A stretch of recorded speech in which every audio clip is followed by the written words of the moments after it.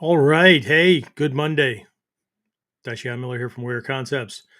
Welcome to this week's episode of KUDEN, the podcast for us cool cats. For those of us who keep doing this thing, right? Anyway, you're now a member of the Cool Cats Club. Anyway, um, episode 170. Holy shit. What is wrong with us? I don't know. We're not at 1,170, so my competitive nature's always doing its thing. Anyway, people keep telling me that they're getting something out of this, so we might as well keep on going, right? Anyway, let's continue on, right? I'm kind of on a self-defense mentality kick at the moment because we just kicked off, yes, pun intended, we just kicked off a relaunch of one part of our uh, distance learning program, which will take somebody all the way to, I don't know, what do we have now, up to fourth degree black belt, something like that. You got to come in local. You got to come in locally, or have me come in for a seminar or whatever, for me to bash you in the head, or try to anyway, so you can pass your fifth degree test. But anyway, um, so the whole first module in our distance learning program is focused on the 95 to 98% of attacks that happen every day. So that's where we are, right? But there's this huge thing that I'm constantly having to reiterate, right? It doesn't matter if I'm talking to a group of folks that are interested in self defense, if I'm trying to stave off having an argument or some kind of, I don't know, just some kind of weird ass moment with people that don't know the difference and want to keep asserting that, um, you know, fighting is the only way to go about doing things.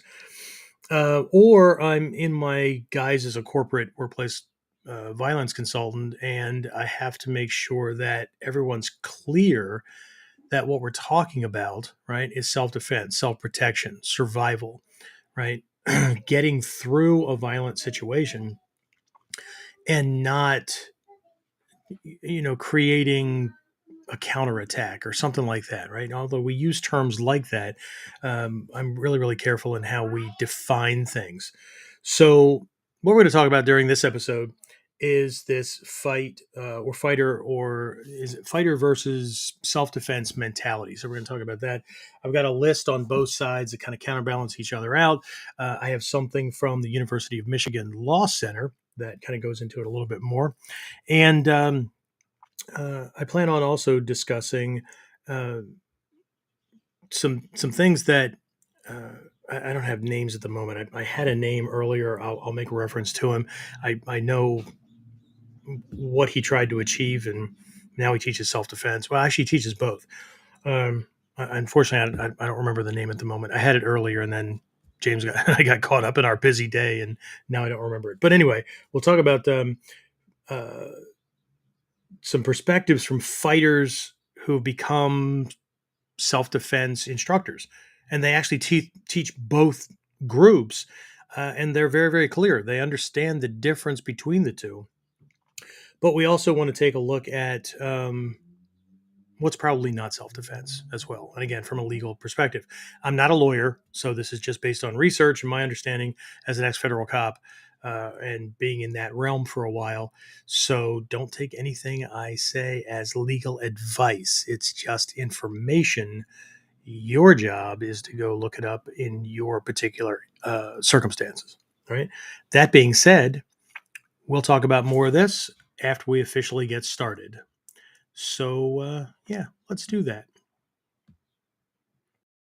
So, the big question is this: how are self defense and success minded people like us, concerned citizens worried about protecting ourselves, our loved ones, and the things we care about from the monsters we know exist in the world?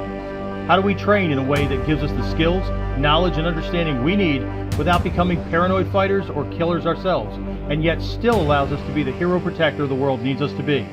That's the question, and this podcast will give you the answers. My name is Jeffrey Miller, and welcome to KUDEN Radio. Real training for real people in a real world. You know what? I should just play that again because I think I did a pretty good job at summing it up in the whole intro. Well, this episode's over. Shit. See you next week, guys. All right, anyway, all right. So, fighter versus self-defense mentalities. I'm going to bring James on. James, you were in the uh, martial arts fighter realm for a while. As a matter of fact, last week, James was on vacation last part of last week, and we had somebody stop in at the academy. Taekwondo practitioner, just won nationals North America. I don't know, something like that, right? And is now has a site set on world, which is great. One of my long distance guys, Michael Weingartz, back in 2010, won I think world in, was it Spain or Portugal? I think it was Portugal. Um, so I'm all for people that want to go and compete and do things and all that. It's not me. That's not part of my makeup. But he came in and he was looking for a place to train, not for me to teach, not for any. He's not looking to learn from anybody. He's looking for a gym that he can practice in a couple hours, a couple of days a week, um, rent it out, that kind of thing. And so that's his focus, right? I mean, he is going to voluntarily get in the ring and knock somebody else around and get knocked around to win, or to potentially win this big thing, right?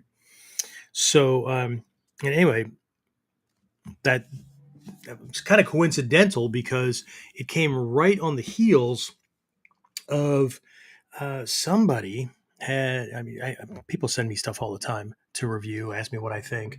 Um, Sometimes I think I don't want to answer. That's what I think. But um, they had sent me some a video, and then I followed a little bit. So these things now pop up on my YouTube and all those kind of things. But there is a fighter, again, I can't remember his name. He's much older now, so I don't know the timeline because I didn't look it up. But he's now teaching little self defense moves and tips and things like that online, just like I do. And but the one that I had seen is very, very adamant. I mean, very, very adamant, very serious about people understanding the difference, right? So when I say it, who knows? Just some fat old white bald guy, who knows? Uh, but maybe they'll take him more seriously. I hope. I hope we sink into the right people, because this guy has a gym, and during the video, it was a pretty long video, 10, 15 minutes, something like that, which is like forever for a lot of folks, right? Because they're just binge watching TikTok and YouTube shorts and whatever. But during his explanation, he kept, talking about fighters, talking about self defense. And when he was referencing fighters, he would point across the gym. Now, you couldn't see it. He was zoomed in on this little classroom area that he was using, but he was pointing across the gym, and he was making reference to the fact that he trains fighters for these events, right? He's was a boxer. I guess still is, but not professionally anymore. And so, again, he kept making these huge differences, and he was very, very serious. He just kept telling people, like, you need to get this hammered into your friggin' head, because if you're training for the wrong thing, if you're going about it using the wrong process, you're going to find yourself in a world of hurt. Like, a self-defense situation, you're going to do whatever you can to get the hell out of there, right? And that's at the crux of things. But for a fighter, right, you train constantly, right, for that big fight, right? And again, that's just one on a list that I have here. But he shared his story, right? Again, if anybody knows who this is, and you can pop it on, that'd be great. He's probably about my age, um, and he, like I said, black older guy. I can't remember where he's from, but he trained. His story is he trained like hell to get on the U.S. Olympic boxing team. right? It was a couple of years ago. I think he said he trained for 3 or 4 years straight, like constantly, um, and made the team, right? Went, did all that training, all that hard work, all that sacrifice, everything to come in fourth, right? Um, because it's a contest. You're going to be placed, right, based on, right. Um, and while there's a risk of injury, of course, right, you're in a fight, right, you get your head hit and all that kind of stuff, right. Um, it's still not the same, right. Your hands are wrapped up in gloves, and there's things you're allowed to do, not allowed to do, all that, right. But um, again, and there's a lot of examples like him out there, right. A lot of them have similar backgrounds to me. They're ex-feds or cops that have that real world experience, and a lot of us, um, we don't match most people's idea of what a fighter looks like, right? We're not young. We're not 20 something, six pack abs, big old biceps, whatever. Um, we're just a family guy, right? Looking to protect ourselves, keep ourselves in the world, and protect our families, right? So we look different, okay? And we get that a lot, right, James? We get a lot from the people that say, I can't take you seriously because you got a gut. I can't take you seriously because your uniform pants are ripped. Um, well, I train a lot, so um, I can't take you seriously because it doesn't look like you took the price tags off of your belt or your pants, right? Except that those quote unquote price tags are called omamori in Japanese, right? They're blessings um, that I got for donations to. One was to a shrine on Togakushi Mountain, where one of the oldest ninja lineage that's in the Bujinkan um, came from, and it's a protective amulet kind of thing. And the other one came from, where'd that one come from? Came from a temple called Kyomizu in Kyoto. As a matter of fact, it's one of the sites where the movie The Last Samurai with what's his name? Don't tell me, I know this. Tom Cruise, right, was in, and it's another one. It's a well wishes kind of thing, and so I keep them with me because to me it's good juju, right?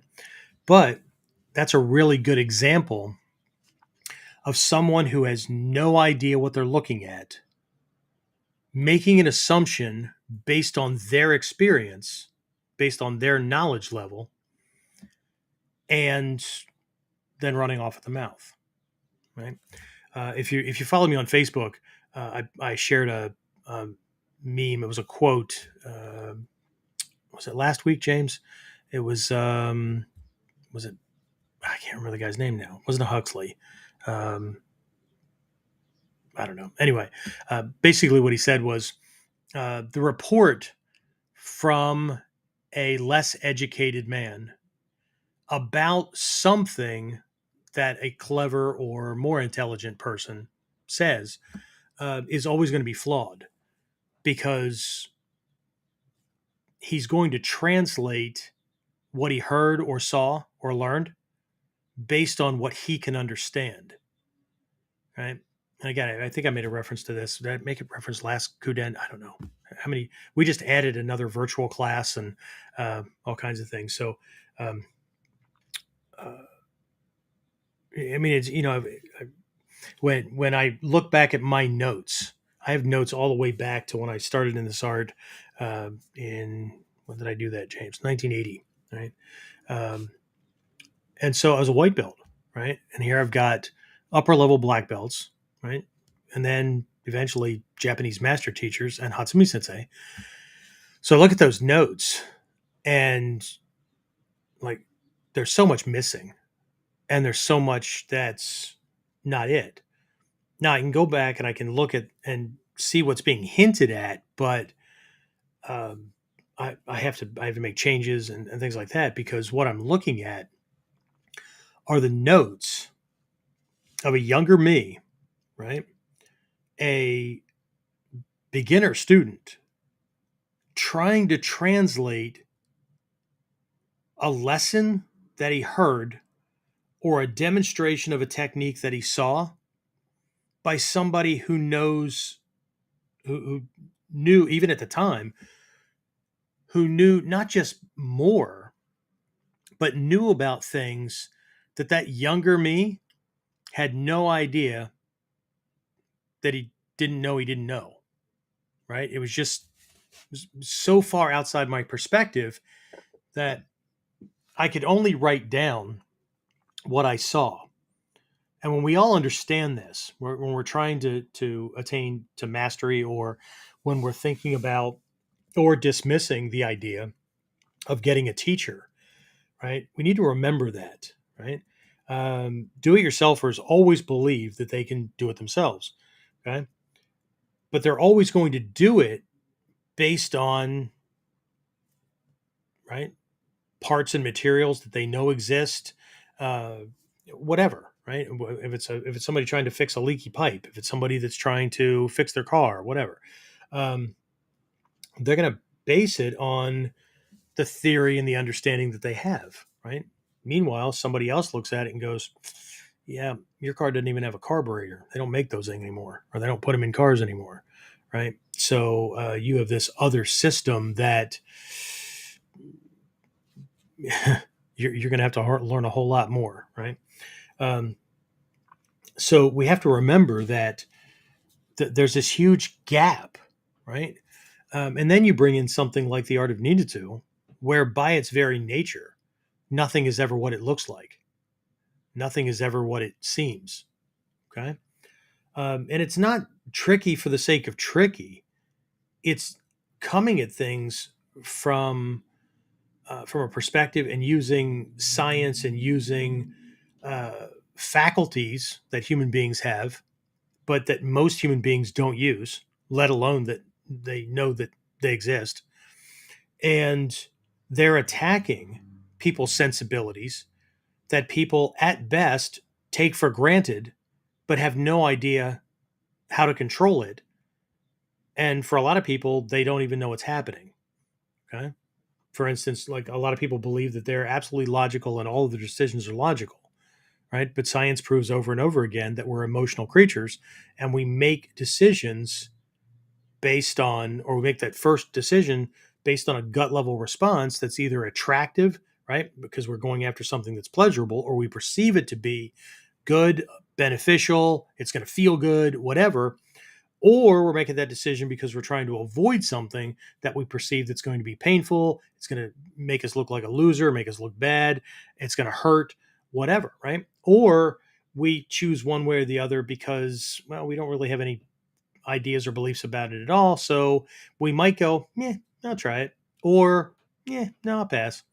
But we don't really have a good reason to do it other than an emotional thing. And then the intellect steps in and justifies that response, which is why all of the systems of enlightenment or the development of wisdom or personal development or whatever are designed to have you be mindful so that when that moment arises and you reach out to grasp this thing or you cling to a previous belief or whatever it is, right? This decision making thing is happening, you can apply reason based on experience, based on, so we've got experience from the past on one side, and then an ultimate goal or vision that we're aiming for in the future.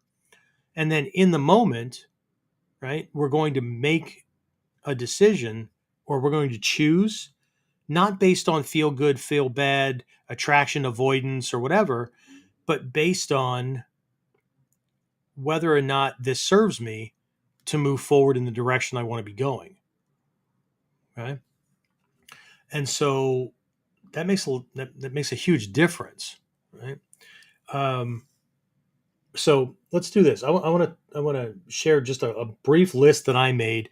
I didn't go looking things up, but you will find that most people that understand the difference between fighting and self defense they may use different words, but a lot of the things that are on my list are on their list, and they probably have things on their list that I didn't write down because I did this 20 minutes before we started, right? So what I try to do is do a one person thinks this way, the other person thinks this way kind of thing, because I'm talking about mentality, right? I'm not talking about skills. I'm not talking about feelings or anything like that. But I will most likely, unless I forget, right, come full circle to what I was just talking about with the difference between reason being in the driver's seat or emotion based ego being in the driver's seat, right? Because they're different. Okay. All right. So, and I may have already hinted at a couple of these things or even mentioned it, but so I apologize if I repeat myself. Okay. So, fighter versus self defense mentalities. Right. So, a fighter, right, looks for fights. It's what he does. Right. If he's a sport or competitive fighter, like this guy that came in and wanted to negotiate like a rental fee or whatever to use the dojo, what's he doing it for? Well, he's preparing not just for this ultimate world fight, but he's got to go through a bunch of fights to earn that position where he can be in the final one, and then there's going to be one or the other, right? So that kind of person looks for fights. There's other types of people that look for fights as well. Okay, the chip on the shoulder, everything's a challenge, whatever. Okay, and some of them will be mentioned down the line. But the self defense person or self defense mentality develops awareness, right, to avoid fights, danger, unreasonable danger, those kind of things, right? Because a lot of us, I find myself, um, the warrior, and we can talk about that some other time, and maybe I'll hint at it later. But the warrior, right, accepts challenges, but they're usually in different realms. Okay, and again, who does it serve, and what does it serve?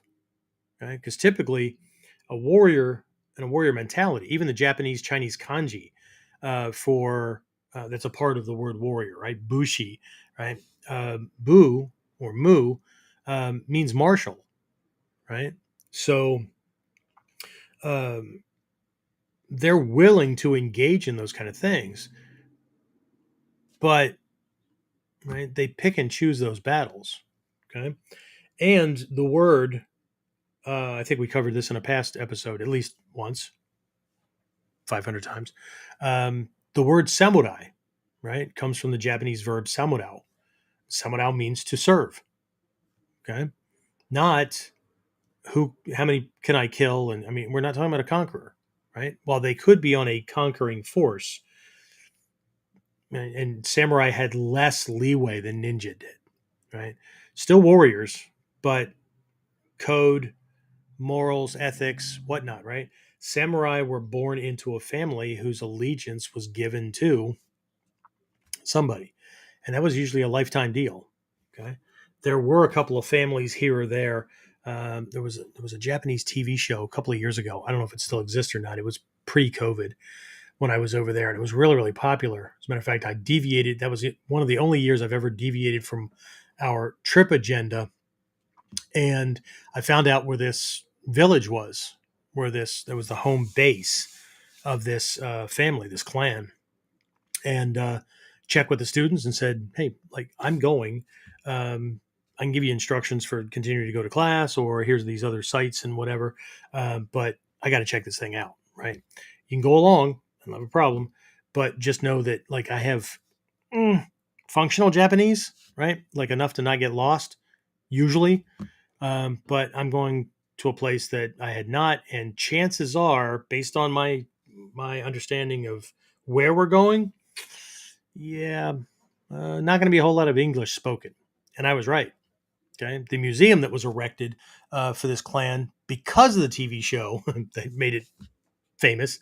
Um, they had English brochures and pamphlets, but none of the staff spoke English, and the English brochures were very minimalistic.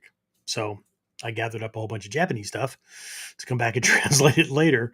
Um, But anyway, uh, so well, again, while there were rare exceptions that people switched sides and things like that, and were still considered samurai or still were in good graces, it's usually because they ended up on the winning side at the end anyway. So, like, there was nobody that wanted to kill them because they, you know, were a deserter or whatever. So, but they didn't have a choice, right? Ninja, on the other hand, right, could switch allegiances if the person that they were helping went insane or started to become a detriment to the community or whatever, right? So anyway, again, a fighter looks for fights either because everything's a challenge or because uh, they're trying to be a professional fighter, right? That's their going to be their claim to fame, right?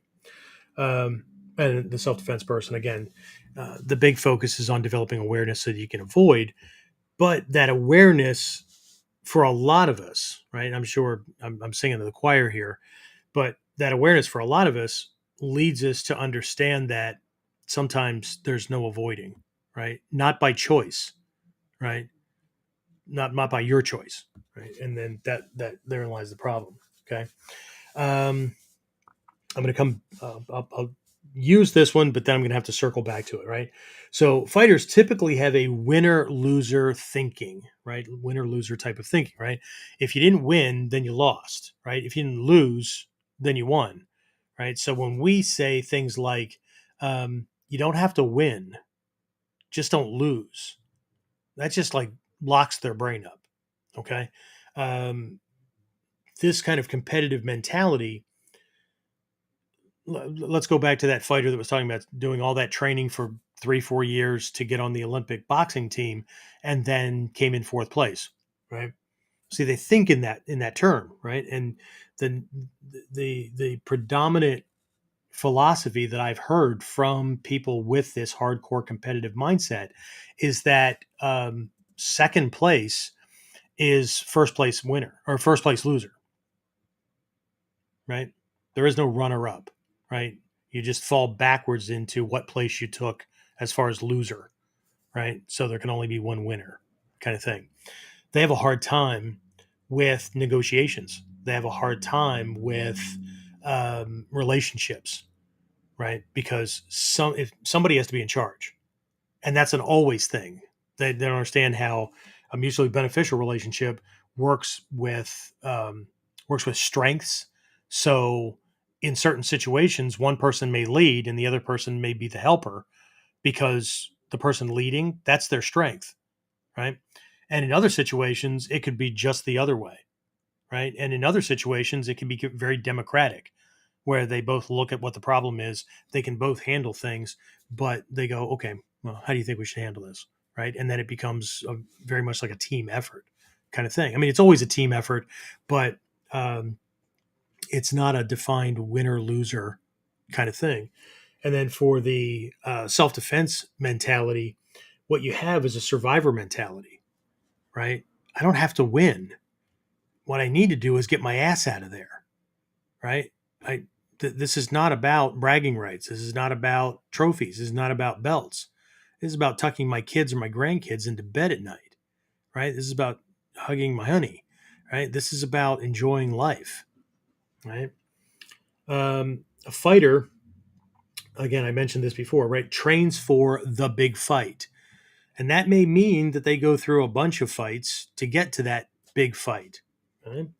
Um, the self defense mentality trains to escape. Okay? And I know if you look at a lot of our martial arts techniques, it doesn't look like that, right? And if we don't have the right head on our shoulders, we can see that, oh, I won that, I put him down or whatever. But that comes from a very narrow vision, right? Very narrow minded vision. Okay. Because if the end of the technique is the end of the fight, then we're not in a survival situation because the end of that altercation isn't necessarily the end of the danger, right? Because the end of this thing could mean that he goes and gets 15 of his friends, finds out where you live, and if he can't get you, he finds out where your family or your friends are, and goes after the easiest ones until he gets to you or gets you to comply, or does that kind of damage. Right? And a lot of people don't want to think about that kind of stuff, right? Because it's not easy, right? They want easy, right? They need to be the guy, they need to be the girl, right? Again, this leads right to the next one on my list, right? They want notoriety, right? They want people to know. That's what the belts are for. That's what the trophies for. It's what the media is for, right? The reporters with the mics in their face. That's why there's this grandstanding when they do weigh-ins for boxing or MMA matches or whatever, right? And then, I mean, there's the constant threat of them just duking it out right there, right? And I get it. I get it. People eat that stuff up, okay? But they need to be known. Okay. Most, and I don't know if you guys know this or not, but most big name fighters have literally come from nothing. Okay. And I believe that that's a huge part of it, right? Just like a lot of people that go into law enforcement or martial arts or whatever, were abused or were in a very dangerous household growing up. Okay. Not all, but there's a huge correlation between those who go into law enforcement investigation, those kind of things, or martial arts or whatever. And I mean, I'm a I'm a double or triple threat when it comes to that stuff, right? Because there was a need to get that part of one's life handled, as opposed to, um, you know, I came from nothing, right? I want to leave a legacy. I want people to know. And there's nothing wrong with that either. Right? There's nothing inherently wrong with these things, as long as they're not bastardized. Because some people claim self-defense, but their actions are not within the realm of self-defense. They're just not. Okay. Um, and some people, they need that bolstering to ego and whatnot. Some people, they do it through competing in business. Some people do it through competing in politics or organizational structure or career path or whatever. And some people do it through the use of fight skills, right? Um, I don't begrudge any of it. What I think is important is that we don't lie to ourselves, right? As warriors or warrior hopefuls or whatever. We don't lie to ourselves when we're very clear about why we act, right? Because in our Mikyo, the um, the evil, so to speak, right, the sin, to borrow a Christian term, is not in the act itself. Believe it or not, it's not in the act. It's in the intention that gave rise to the act. Okay, very different things.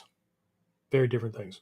Okay, so again, the fighter wants notoriety, right? The self defense minded person typically wants anonymity, and not that they don't want anybody to know who they are or whatever. I don't mean that. They could be striving in other realms in life, but this is even when they're out in the world, right? The typical person that I know of, that's the family man, family, mom, dad, whatever, and they just want to protect their family. They just want to protect what's theirs, that kind of thing. Their typical mentality is they just want to be left the hell alone, right? They don't stand out in a crowd. They don't go. They if an argument arises or whatever, right? They don't need to win, right? They'll gracefully bow out and let the other person have the win, because that win doesn't make them who they are, right? So again, one wants notoriety, the other one wants anonymity. And again, these are extremes. There's a gray area in there, of course, right? But either way, right? Fighters typically specialize in a type or style of fighting, right? Wrestlers wrestle, boxers box, right? Taekwondo people, while they have punches and they do some joint locks and things like that. What do they do primarily, James? James was in Taekwondo for a long time. What do they do? Oh, he muted himself. What do they do? Kicking. They kick, right? We all know that, right? Same thing with Muay Thai guys and whatnot. Not that they don't punch, right? But they gravitate towards a certain thing, and then there's a boxing, or there's a MMA, or there's whatever. There's a competitive circuit and hierarchy for that style, just like any sport, right? But it's not just the sport-oriented guys, right? I'm sure a lot of you guys have seen the comments that are left behind on my videos and all that, which is really funny. But James has seen these things, right? And the guys that lean in this direction, right? All this fight science BS is exactly that. It's BS. You just need to put some gloves on, get into a boxing ring or an MMA school or whatever. Yeah, and so again, ego has determined that there's a best or right or whatever way of fighting, and because of their experience, which reinforces their reality, right, or their perspective on the world, then that's the only thing that matters, right? So, and because their experience has always been getting into fights or whatever with people who do it exactly the same way, and their belief system hasn't been challenged yet, right? They're going to always argue for their style. Okay. One of the best things I ever heard about Ninjutsu, and unfortunately, I don't think it can be said as much anymore because it's been turned into a style just like how many others, right? But one of the first things I heard way back in late 70s, 1980, when I officially got started, was that Ninjutsu is not a style, right? It's a collection of principles and concepts for application in given scenarios, right? Based on whatever the mission or the goals or whatever are. But now people are throwing names and whatnot around. I do this and I do that.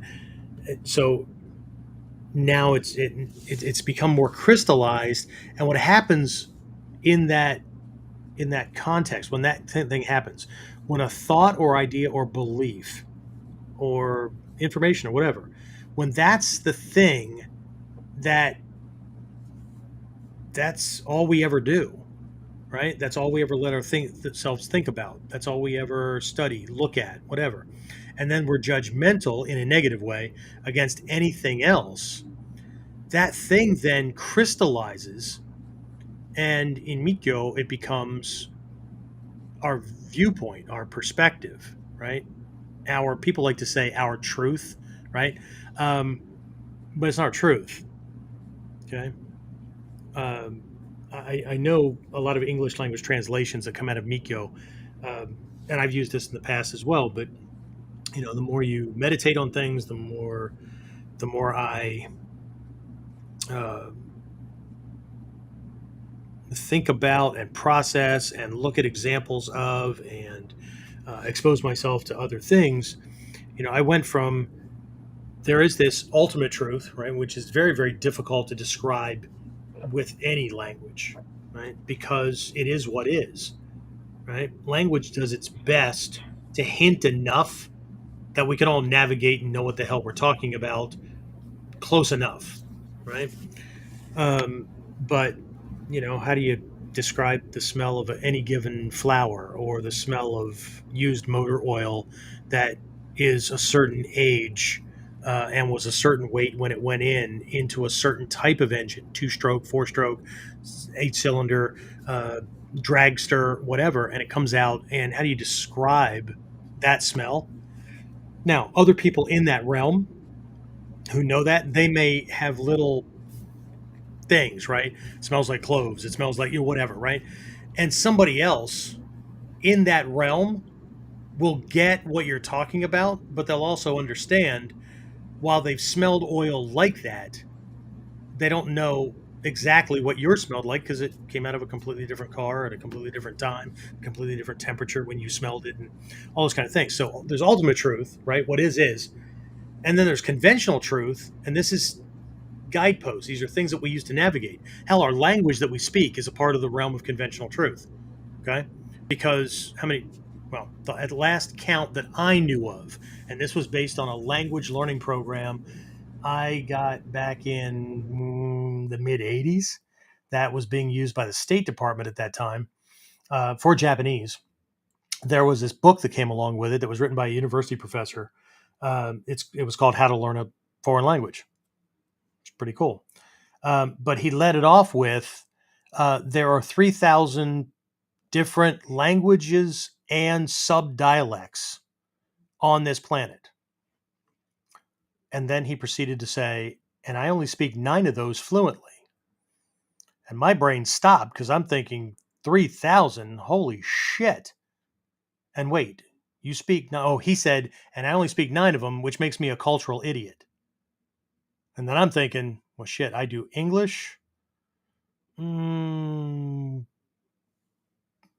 well, at this point, because I'm way past 85, not 85, like the age of 85, but way past 1985. At that point, I was only 4 years out of high school. So I spoke Spanish decently, right? And I majored in that because I was going into law enforcement, right? Um, and then I had some German. I had some um, what? Had some German. Had some Japanese.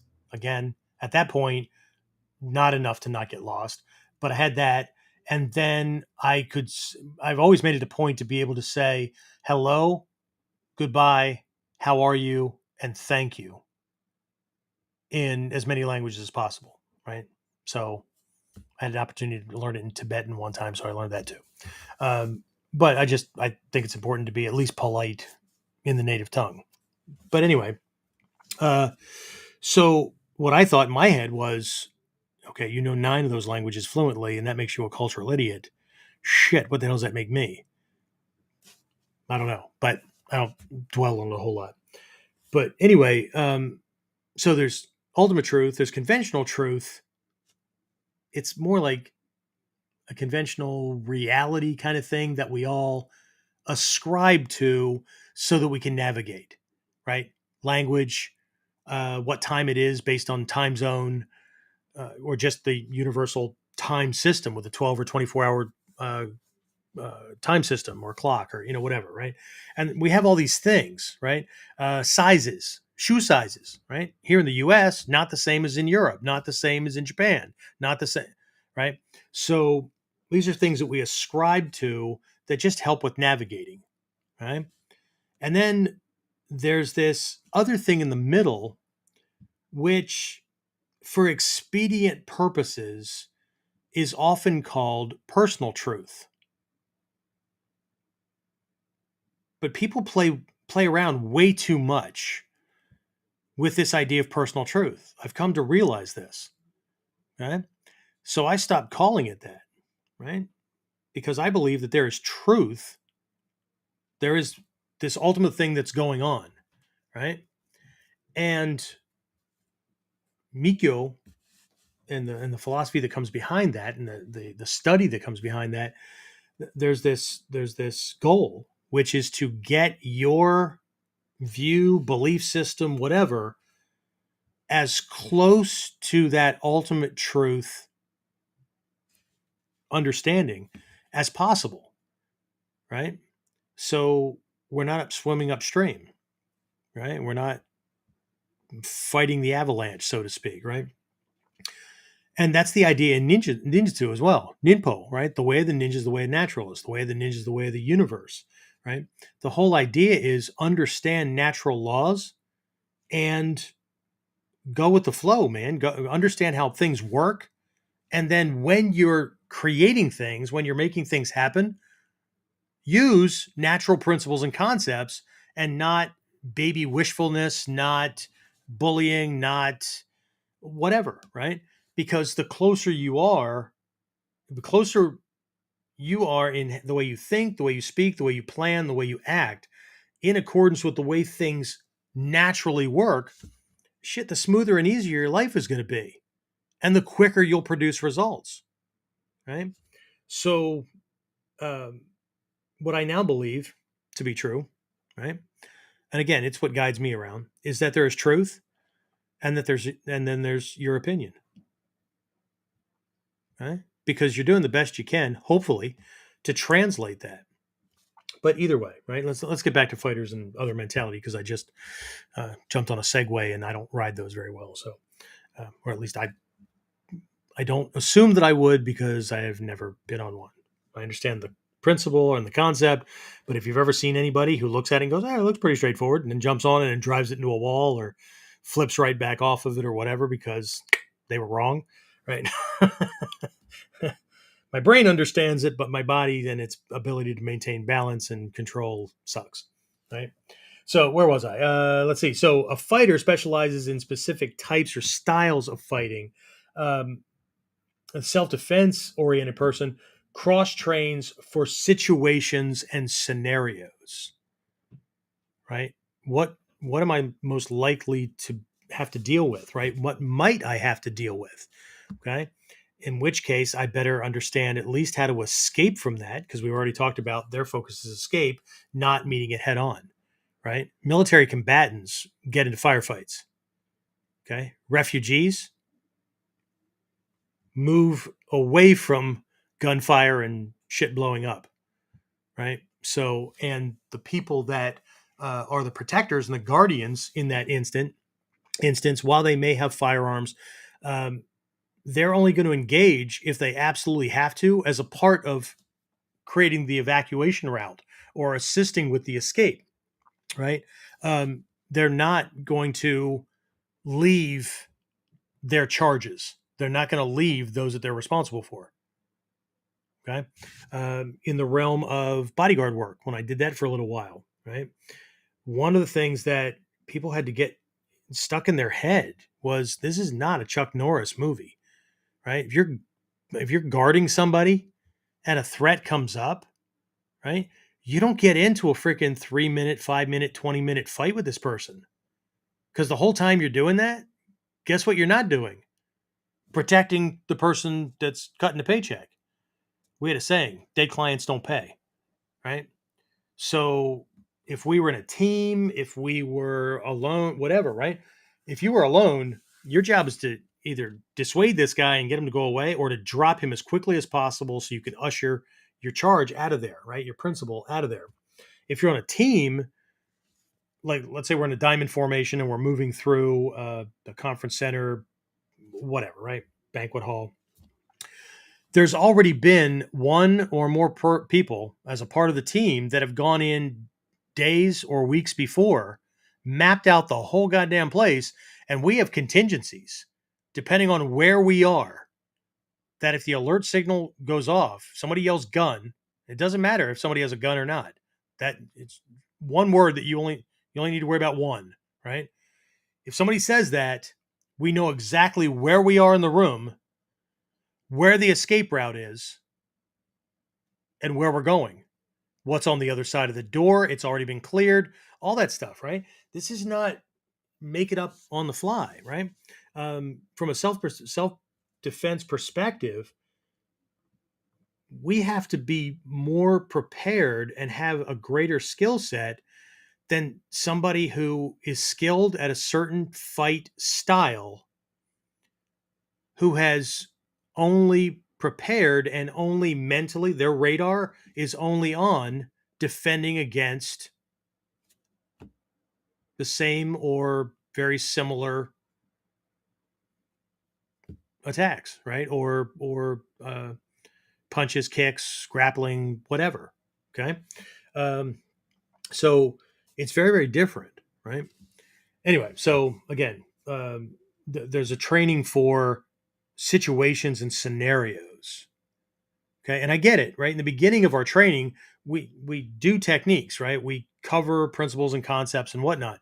And I can't speak for anybody else, but in our upper intermediate and advanced training, so for the brown belts into the black belts, right? We more often than not start talking about scenarios, and while we may not paint a whole picture of a scenario, and then we're going to limit ourselves to that confines.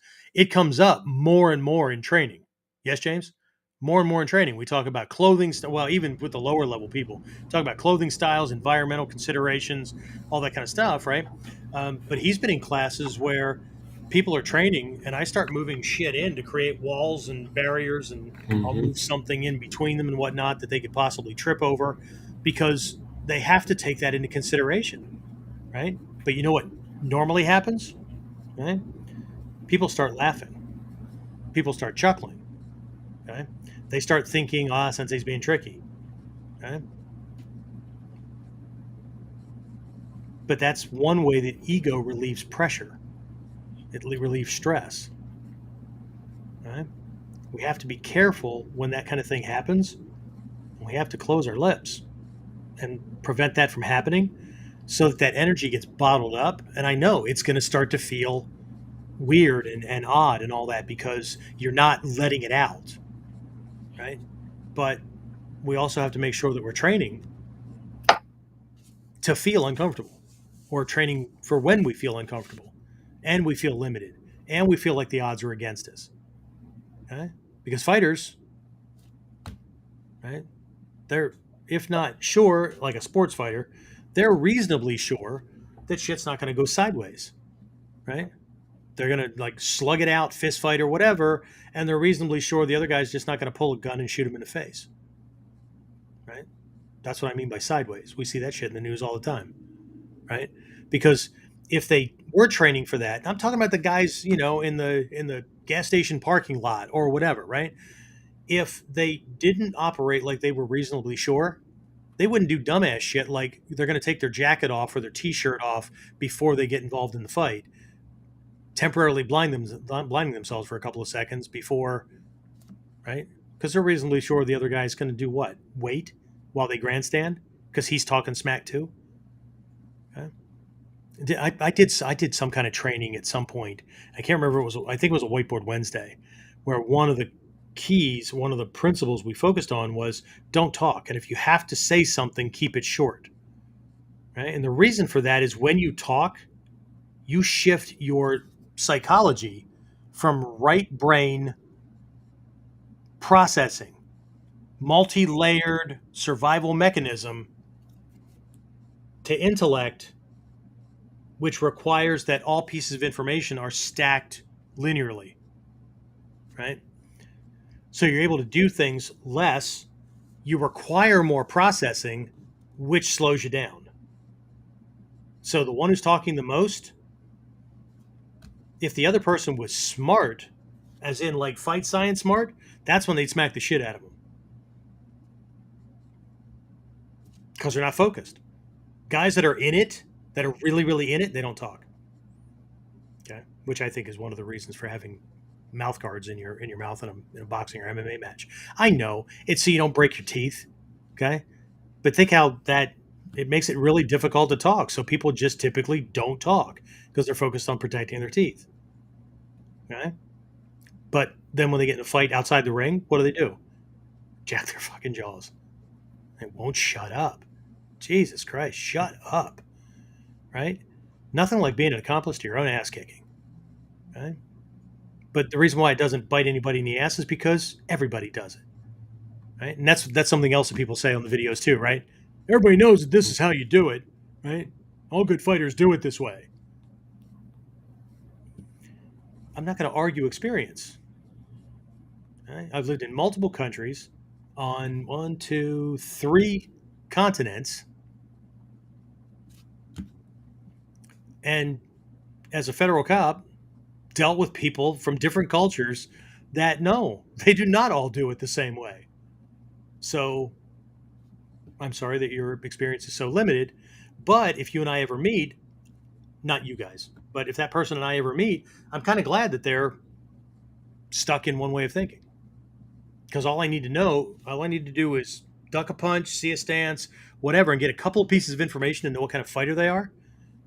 As long as they're not in ninjutsu and they're not leading, they haven't done the research to be able to imitate a fight style to convince me that that's their fight style as a trap, which is what we do.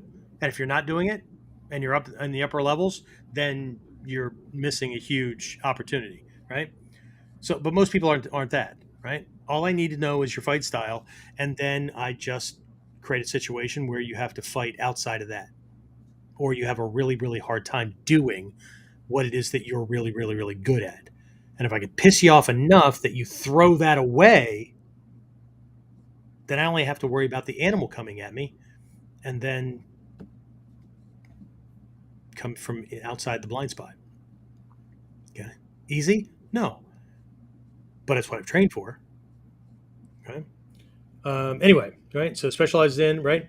Again, goes back to wants to be the man, right? They want to be like this guy that came in that wants to use the dojo, right? And I may let him, right? It's extra income for the dojo as long as my liability insurance guy doesn't roll over in his grave, or right, my lawyer doesn't say no because of a liability risk.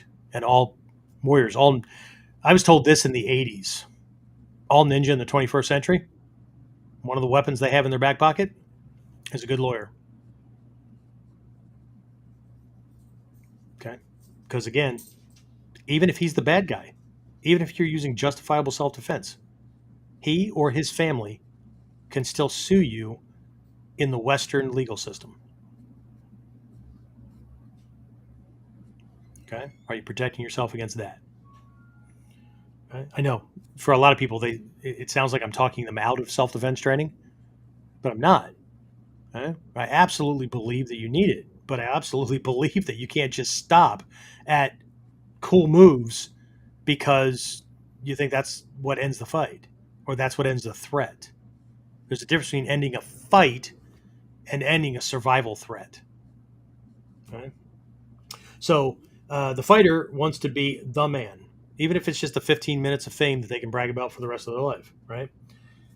A self-defense person, for the self-defense practitioner, wants to be the man or woman that others can depend on. Everybody that's ever said this to me, I've got a former Marine, young guy. He was actually a youth student of mine way back, right? As a matter of fact, he's one of a 4-generation family that's a member of my school, right? Um, yeah. So, grandpa, his son, which would be the guy I'm talking about, Phil's uncle, and then Phil's son. Right. Anyway, a lot of them admit to wanting to be the guy, right? But what they're talking about is in a bad situation, they want to be the guy in that room that other people can depend on. And girls, I'm talking to you too, right? But they want to be that person, right? And if somebody else is in there too, freaking bonus, because you can always use help. Holy shit, right? But they don't want to hope that somebody does something, right? Anyway, um, again, one wants to be the man, one wants to be the man again or woman that others can depend on. Okay. Again, this kind of goes back to the fight thing. The fighter is rule or style focused. The self defense practitioner is do whatever it takes, man. They're do whatever it takes focused, right? Because the goal is to get the hell out of here. Okay. Not stand over the body celebrating. Okay. Let's see. The fighter, right? Again, there's a core reason for this, and I actually did some digging into a couple of psychological circles. One came out of the UK, and then this other one led me to this whole legal thing. That it's just it's a deeper way of explaining what I always explain based on my my experience as a former federal cop. But the fighter of whatever form, right? Because remember, somebody can just be fucking argumentative. They can just have an anger management issue where everything's a damn fight, everything's a challenge, right? Their control freaks are this way, right? Bossy, bully, whatever, right? They come in all genders, they come in all colors, they come in all right. Assholes come in all colors, right? So, but they take everything as a challenge, right? So they're external focused. right? Because they need to be the guy or the girl. They've got that control freak issue kind of thing, right? Or it could be coming from a fear based thing. Control freaks often, at their very core, are afraid that they'll end up being the underdog or they'll have to follow somebody they don't want to follow or whatever. So they put on this huge freaking facade and then they have to defend it at all costs because if they don't, somebody's going to find out, right? That they're really afraid. Okay. But they're external based. Okay.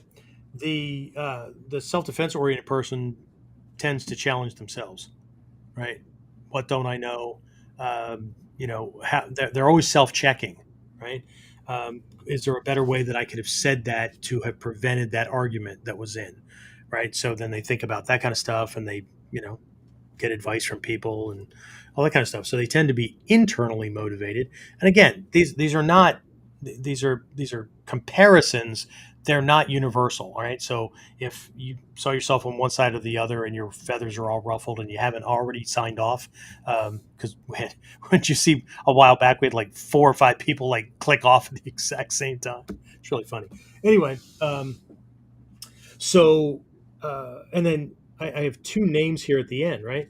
The fighter, the animal. If I was going to choose an animal out of the animal kingdom that, to me, epitomizes the fighter mentality, it would be a lion. Okay, but now that I think about it, it might be a hyena because it depends on the type of fighter, right? If they're the street thug and whatnot, um, they might hang out in a pack because they're getting that power from numbers, right? Um, but for the self defense practitioner, most of the ones that I know anyway, right? Um, Calm, cool, collected, right? They just want to live a nice, happy life, but they've got the skills. But even so, right? If somebody comes up, right? One of my self defense tactics is to pull a $5 bill out of my freaking pocket and go, here, buy yourself a beer. I don't want any trouble, right? Or check, please. Okay. Um, which that rubs people the wrong way. I didn't spend all his time, effort, money to learn techniques. The motherfucker steps up to me. I'm okay. Well, then what's that? What's that one thing we shared a couple of weeks ago? Right? In that case, your skill set needs to include keeping 10 guys out of your ass in a prison shower. Right. So, and the problem that most people have that have a fighter mentality is there's no broadness of vision. They can't see out of the moment they need to win. They can't see out of the challenge they need to meet.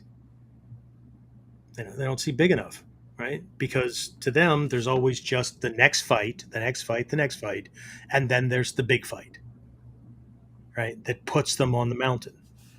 Okay, I'm an old guy, right? We used to make up games when I was a kid, right? We didn't have video games, we didn't have any of that stuff, right? So we made up shit, right? One of those games we used to play was King of the Mountain, right? Find a little freaking hill, right? The person on top need to keep everybody else from knocking him off the top. The problem with that is there's more than you. The king of the mountain is by himself and everybody else is trying to take the freaking hill, right? It's a precarious spot. And the reason it was so cool is because, of course, you were going to knock the guy off the top. He was going to roll down, and then he had to freaking figure out how to get it back. Meanwhile, somebody else is up there for their 30 seconds or 15 seconds or minute or whatever, right? But that's the game to them, right? Again, we're not going to go through the Wheel of Life, the Tibetan Wheel of Life, which has these 6 different personality types, but they're the battling titans, right? And they're constantly going between the hell realm where life sucks and I've got to dominate and conquer, and getting to this point where everybody would be envious of their position, but they always feel like they're always just missing that one thing, and so they're constantly freaking at odds with life, other people, whatever. And if they're not, it's because everybody else is kind of positioned walking on eggshells to make sure Joe Cool Jackwagon doesn't lose his fucking cool today. Right? So, but anyway, for the self-defense practitioner, the animal I most often think about as a sheepdog. Okay, they're a guardian. Okay, the lion is a hunter. The lion's a predator, right? The lions are cats, which makes them assholes. Okay, um, I have the cool thing about being in the Bujinkan and being in Ninjutsu and traveling the world and going to Japan and meeting people and whatnot is I've met people from all over the world, right? And the cool thing about being a bodyguard is I've helped secure certain people, or I know I have peers who have protected other people or whatever. And, some of these principles, that means the guy writing the check or the girl writing the check. As a matter of fact, one of my teachers, Shidoshi Malmstrom, right, um, went to Africa on a safari, right? But he wasn't going to shoot anything. He just wanted to, he had this opportunity to go because one of his students was this big game hunter and he wanted to go. And, he had a sidearm, right? And first night they had set up camp and all that. And uh, again, I'm getting this secondhand, right? But they had set up camp and he heard this howling, right? Back here in the States, right? If you hear howling like that, it's like a wolf or a coyote, right? It's right. But this was a different sound. It sounded like a deep siren, right? And he said, it sounds like an emergency siren or whatever. And the guide, the African guide goes, no, no, no, a lion. Excuse me? Right? Yeah, yeah, he's hunting. He's letting other lions know what his territory is. So, but they hunt by night. And so they had to leave sentries awake. They had to take duty overnight, right? While everybody slept in shifts, because lions will come into your camp. They'll go into villages, walk right into a hut, right? Suffocate somebody and drag their carcass out. People wake up every day and family members are missing, right? Because lions carried them off in the middle of the night. I like my Netflix too much to fucking go and do shit like that, right? So, as some of my friends go, that would be a hell no, right? Not doing that. But anyway, I just saw a great thing the other day. Somebody, they weren't doing a podcast, but they were talking about my some of my friends, right? Some of my black friends like Erskine and some of the other guys.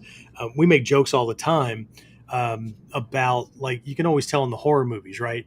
What's going to happen or whatever, because they're all cliche, right? And every once in a while you get like a black actor or whatever, that, hey, go out and check that. I've seen this movie. Black guy dies first. I'm not going, right? So this guy was talking about how the black guys have it right? That there's certain things you just don't freaking do, right? And they were talking about that submersible that went down to see the Titanic and imploded, right?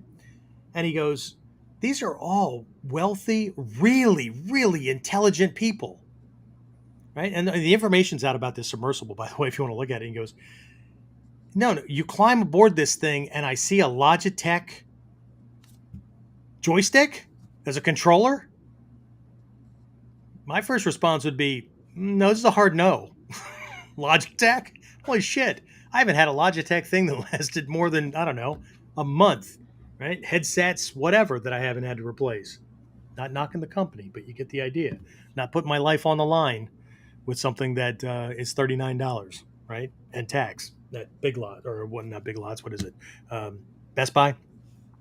Anyway, so here are these differences, but what a lot of this stuff comes down to is that fighter mentality, and this is what I got from the psych group. Okay, so, and this was a retired psychiatrist, who was a researcher, all that kind of stuff, right? And the article that I had found, that I was, again, I have weird hobbies, right? He was equating physical self-defense with psychological and emotional self-defense because they're the same, right? Just because your body's not getting pierced when somebody's gaslighting you or issuing threats and intimidation, whatever, right?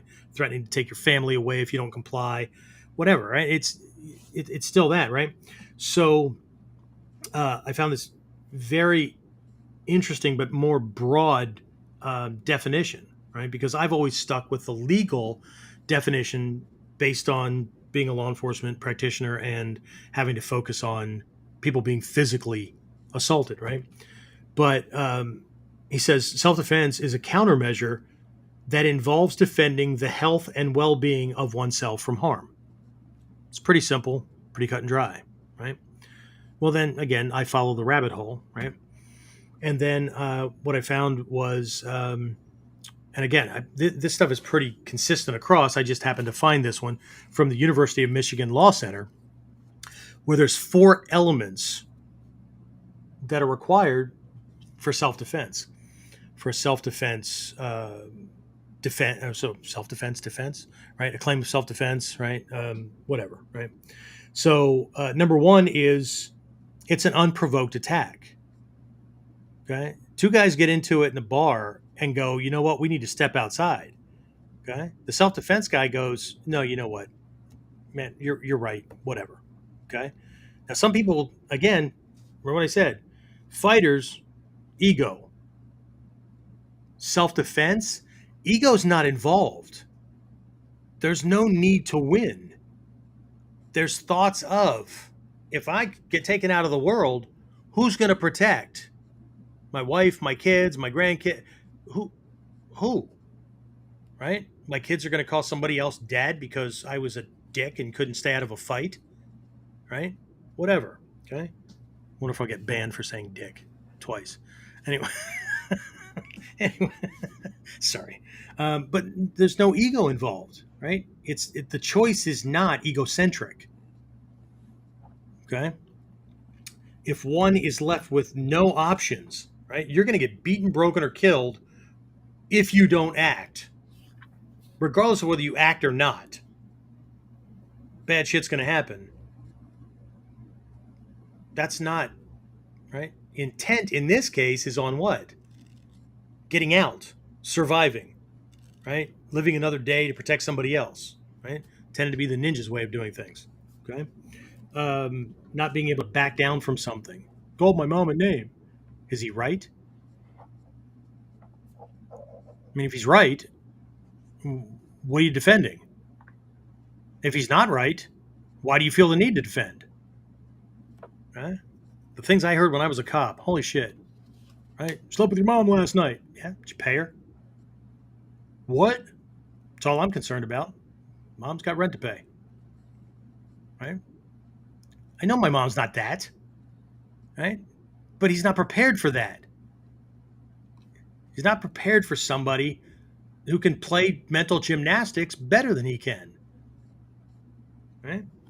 Anyway, so unprovoked attack. Okay, so I'm not volunteering to get into this thing. Okay, one of the specifics is not one of these points, but this point points to it. Right, is that you have an obligation to escape. You have an obligation to de-escalate. If you don't, right, then the law takes a very dim light on whether or not you were actually acting to defend yourself. Okay. So now there's a whole bunch of things with weapons and all that. And this is not one of those things. And again, I'm not giving legal advice, but you can certainly look this stuff up. But anyway, all right. So it's an unprovoked attack.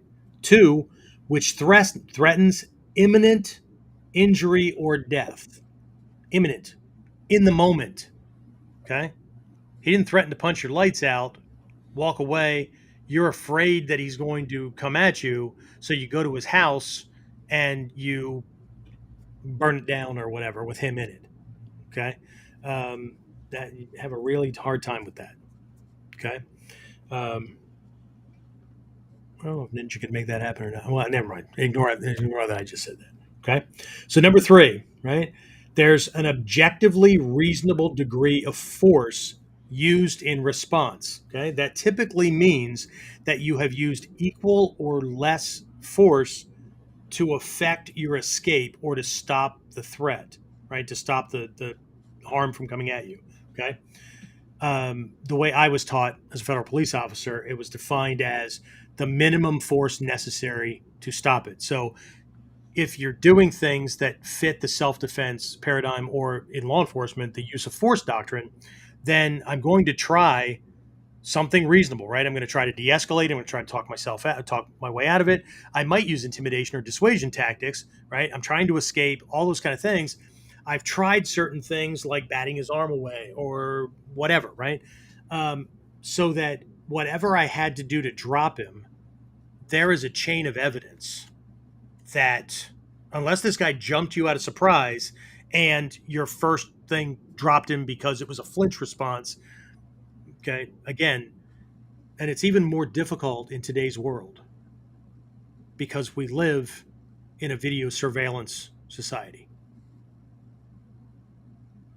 And if there aren't fucking cameras on every street corner like there were for my students, or starting to be for my students in the late 80s, early 90s, when I started warning people about this, every person has at least one video camera on them, and they all want to either collect evidence to help, or they all want to be they want to get the most number of likes and followers on fucking TikTok because, or they're a, what are they called? A, not skimmer. There's a name for these guys, and I can't remember what it is at the moment.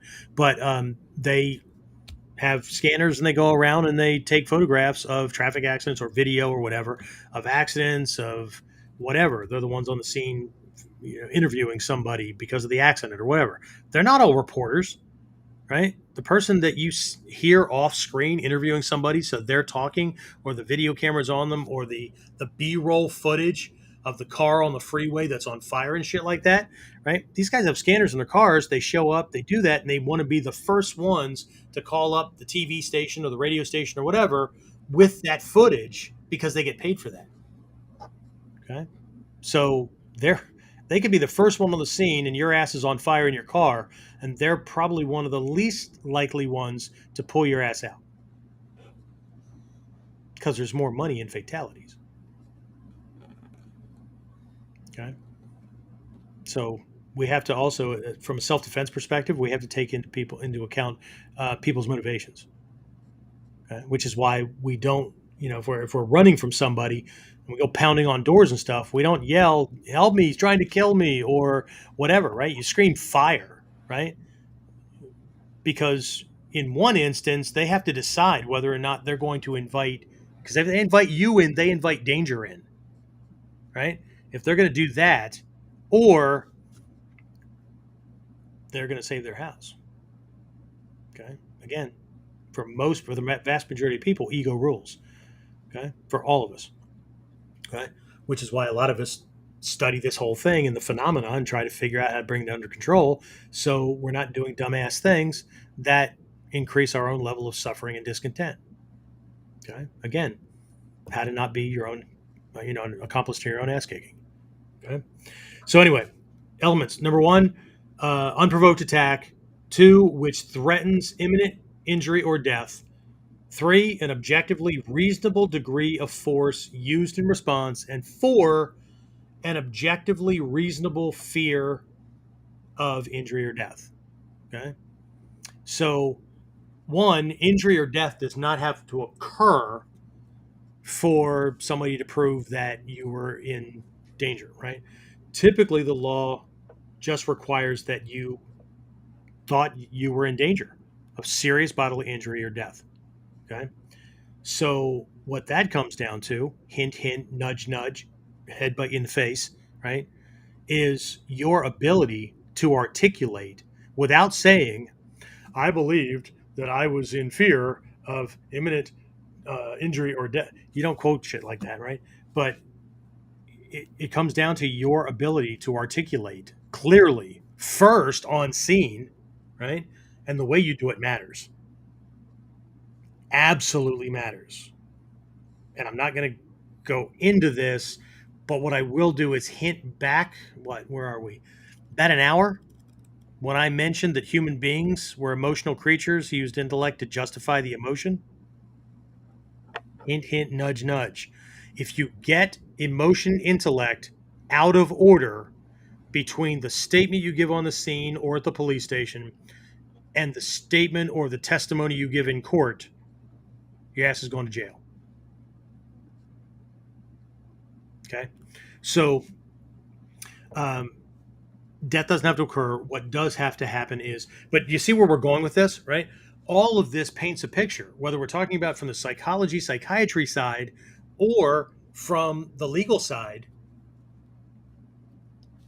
A fight is not self defense. While you're ducking punches and trying not to get hit and quote unquote defending yourself, it is not a self defense situation. It's not a survival situation. Okay. Unless you're in one of these freaking kumite matches in Southeast Asia where you could die, right? Yeah, no. Okay. Um, but it's just not the same, right? So we have to be careful. Okay. And we have to decide, what are we? Okay. Who are we? What do we stand for? What are we aiming for? Okay. I believe that a warrior has a little bit of both on each side, but the fighter energy, that kind of aspect, while there were assholes, okay, and while there were even Miyamoto Musashi, right? Everybody glamorizes him stuff, right? The guy barely took a freaking bath, right? And he didn't have a whole lot of other skills. Sorry, he just didn't. No matter what people's fantasy is, okay. So his claim to fame was, right, you get to a certain level of skill and you get bored, right? I mean, at a certain point in his career, he stopped dueling with people with live blades, and he used boken, which is why I believe in the modern world most people believe that the boken is an actual weapon. Well, it is to a fucking master swordsman who doesn't need to kill you with a blade. But for everybody else, no, it's a training tool. Okay, but you know, we're not going around seeking that kind of stuff out. Right? But the warrior puts it into other things, right? That's why in the Bujinkan we have this saying, "Koteki Ryoda," right? The tiger below, the dragon above, or our nin symbol, right, for ninja, right? It's two kanji brought together. One's the edge of a blade, the kisaki, the kanji for kisaki. Some people say to. I know on the Stephen Hayes camp and whatnot, they use to shin, and even Hatsumi Sensei's done that. But there's a little hash mark on there that points to the edge, the most dangerous part. And then the kanji for heart, right? Your core. And when you look at those as two different sides to the same coin, to the same person, it's like looking at an omyodo, right, or the yin yang symbol. So what you have is one side is the martial aspects, but and then there's skills for that. There's a mentality for that. There's soft skills, right? Not just beliefs and whatnot, but there's certain types of knowledge and the way to apply the intellect and ways of control, and then there, of course, there's physical skills and weapons and all that, right? But the other side, the dragon realm, or the shin, uh, kokoro, right, the heart part of the nin kanji, right? Both of those represent skills necessary to be successful in the social setting, right? How do I be an accomplished artist, right? Be able to take care of my family financially. How do I be successful at whatever it is I'm doing, right? How can I be a good dad, father, husband? What all these things that, spells out success in society. Okay? You don't cross those two, but a lot of people do that, right? Martial arts is my life, right? So, right? Nobody's gonna fill in the blank, right? Okay. So what they're trying to do is take the realm of the tiger, right? The realm of the blade, right? You know that live by the sword, die by the sword. Yeah. people that do that, they're either in it all the time, and soldiers and whatnot take that risk, right? But why are they out there, right? Cops take that risk. Thugs take that risk, right? But again, it's not the action; it's the intent, right? But the quickest way to dying by the sword, right, is for that tiger to wander into society. Because while you may have wandered into a realm where 99.8% of people are in the sheep category, those sheep will gather en masse, or they've hired a couple of sheepdogs that will just freaking kill you. And if they don't kill you, they'll cage you. Okay. So the trick is, how can I be successful on both sides? Okay. But again, what we're talking about here is, right, fighter versus. Now, what can really throw people off is that both the fighter and the self-defense practitioner can be using many of the same skill sets. Okay. But I'm here to tell you, based on my experience since starting on the self-defense martial arts path in 1975, there is more brutal shit done by warriors or by self-defense practitioners, the skills and things, because anything goes. It's about survival, right? Than is done by most people who are fighters. And it doesn't mean that they can't hit hard, they won't pound you into the ground or whatever, right? But from that survival mechanism, as soon as we realize that shit, this is going to go beyond just getting bruised and I could die, eyeballs get popped, throats get crushed, bodies get cut open, that kind of thing, right? And all the glamour and fantasy goes away. Okay. So now, I did want to bring something up to make sure that we're all clear on this, because I can see where a lot of people who watch this particular YouTube short are not clear. Okay. And that's on both sides, right? The peacekeeper, right? That's excessive, man. You'd never do that ever, right? What kind of message you sending to kids? Well, if they're my kids or they're students that I'm responsible for, we've already covered this. Okay. But got your attention, didn't it? Got a bunch of people's attention. Okay. And guess what? They now look at my stuff. Okay. But there's a video that I have. There's two. One that I did was a defense against a roundhouse kick.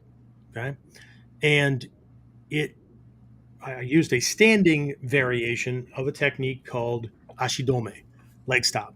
Okay. It's in our curriculum. It's in the Bujinkan, whatever, right? Where you avoid a kick and you break the base leg out from under him. And all you really have to do is misalign it a little bit, and the torque and body weight, his knee will rip itself apart because it only takes 65 pounds per square inch to blow out an adult knee. Okay. So, but I just slipped to the inside, punched the side of the knee, and everybody and their freaking brother who need to have their roundhouse kick be the unbeatable thing all came out of the woodwork to tell me how much that was bullshit and all that. And what'd that do? It drove it to, we have well over 700,000 views on that. And we went viral within a week of it going out, James, something like that, which thank you very much to all the naysayers. I appreciate it. Okay. But in response to all the ones that were like, if I come at you with that, man, I'll fucking kill you. See, and there's the thing, right? If I think somebody's just having an anger management moment, right, and I think I'm in a typical self-defense situation, and threats that are not in line with I will maim you, I will kill you, or whatever, just somebody trying to make a point, prove a point, whatever, right? Then I got a technique or three for that. But the moment I believe that I am in danger of serious bodily injury, maiming, or death, he just opened the door for me to do technique number two, which is the defense against the roundhouse kick. Was I pulled a clip knife, and when he threw the kick, I backed up and held the knife up so that his femoral artery passed over the blade. Okay. Now, what I have to have is a skill set that allows me to articulate in a court of law and hopefully evidence, because somebody that fights that big has done other big things along the way. And if my rolling skills and all that kind of stuff are good, he's missed several times and made a big fucking show that everybody's going to see, right? Leave evidence, right? Not against you, for you, okay? So of course everybody comes out of the woodwork. You know who didn't come out of the woodwork? Okay, all the ones that came out of the woodwork for that one were all the peace lovers who thought that I went way overboard. What kind of message you get sending to kids, all that kind of stuff, right? The ones who didn't come out of the woodwork were the same ones who made comments on the first one. Because my intent with that video was to show them that no matter how fast they are and how powerful they are, there's something they're not considering.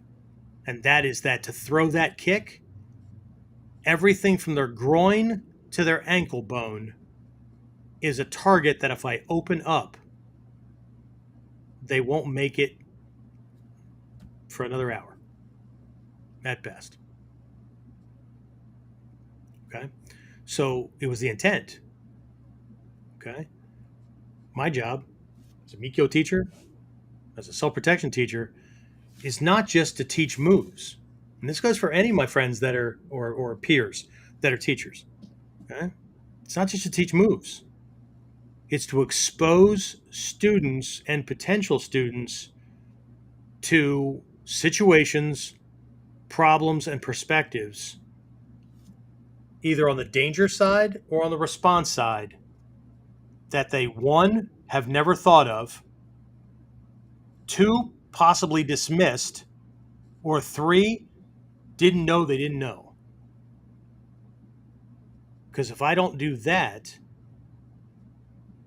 well, how am I different from any other boxing coach or any other coach or instructor who's just teaching somebody to fight the same way everybody else does, but better? I was taught that by Natsumi Sensei a long time ago and my Mikyo teacher. The problem with egoistic thinking is everybody's trying to be like everybody else, but better. Everybody's trying to do it the same way everybody else is, but better or faster or stronger.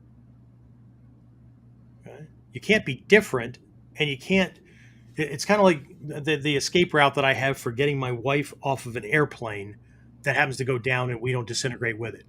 Besides all the other things that I do that have to do with trying to arrange to be as close to a bulkhead seat, to be behind the trailing edge of the wings and all that because of survivability, right?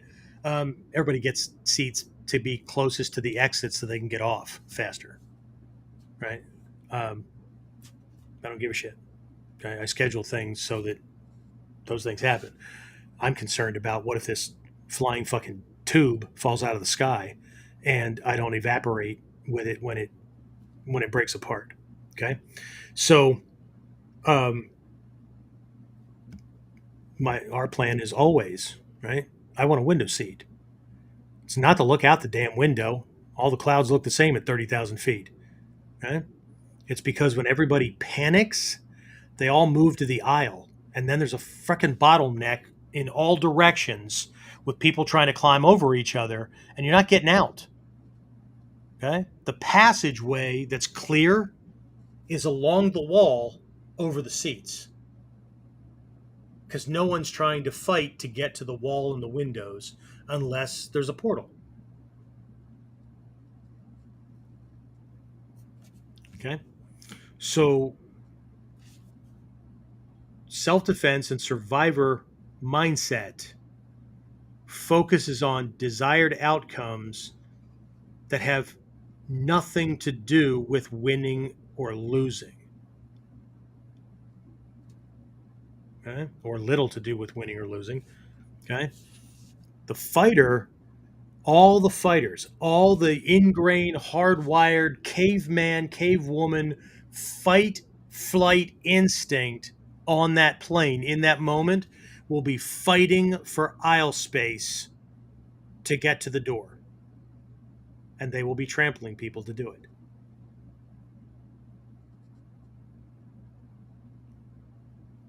from a survivor mindset, if I know that, then I take the road less traveled. Just like those of us who are working on enlightenment and all that kind of stuff. We take the road less traveled.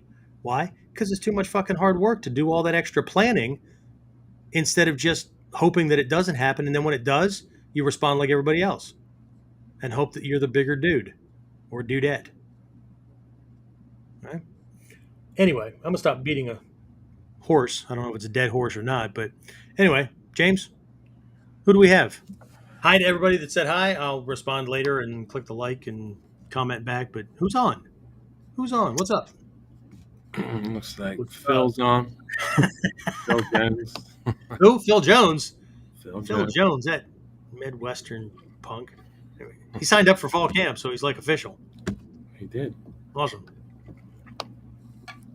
And One of these years, I'm going to get him on the plane to Japan with me. all right. I don't know how I'm going to do it yet, but hopefully it'll be voluntarily on his side. But we'll see what happens. Sorry, Phil. Anyway, what else do we have? Dave Fletch is on. Said howdy. Dave Fletch. Hey, dude. He Hey, just thanks for the kind words you've been leaving on certain posts and whatnot. I appreciate it. and he said he just picked up the blueprints right before the podcast began. I believe he said, Oh, wow. Oh, very nice layout and organization of the learning objectives. I'm sorry I'm underimpressed.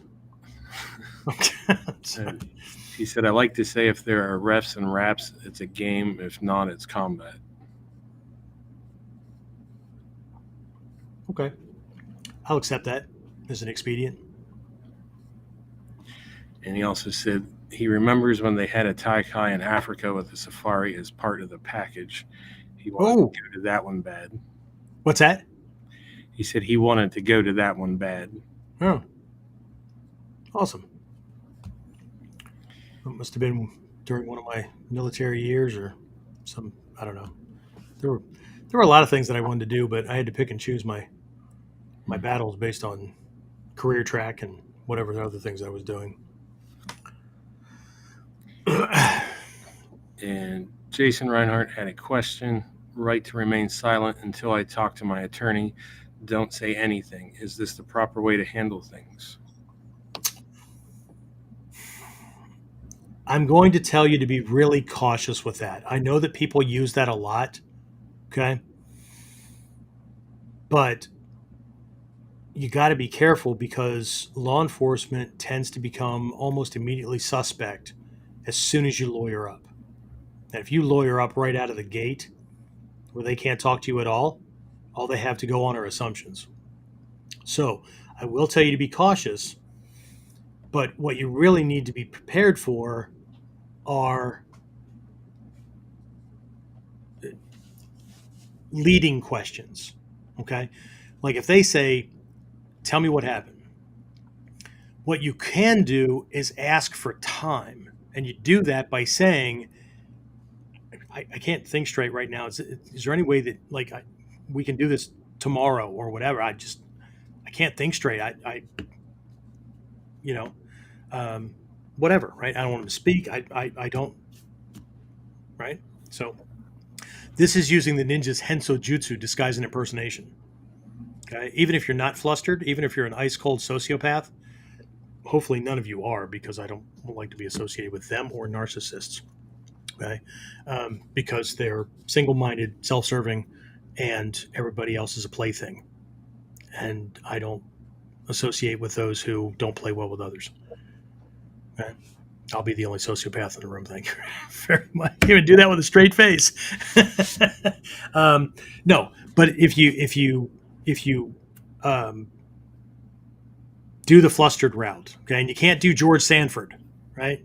Elizabeth, I'm coming. You can't do the fake heart attack kind of thing, right? It has to look right, and nothing says that more than just standing and staring, and just kind of looking around and looking like you can't process what they're saying, right? They have you have a seat, whatever, and you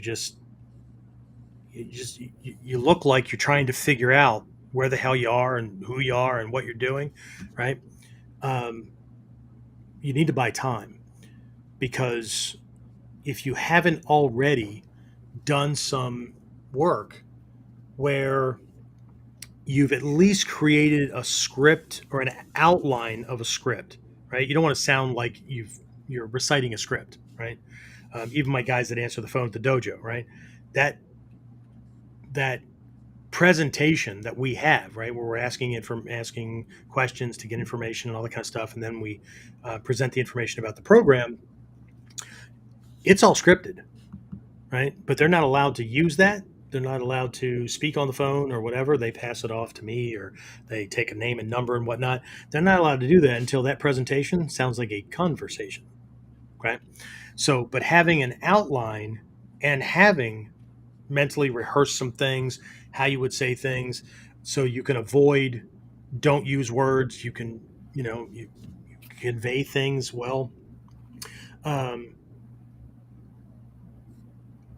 Unless you've done that, you need to buy time, because you're more likely to do that under the adrenal response, no matter how clearly you think you're thinking. Okay. Because what you say matters. Okay. And it is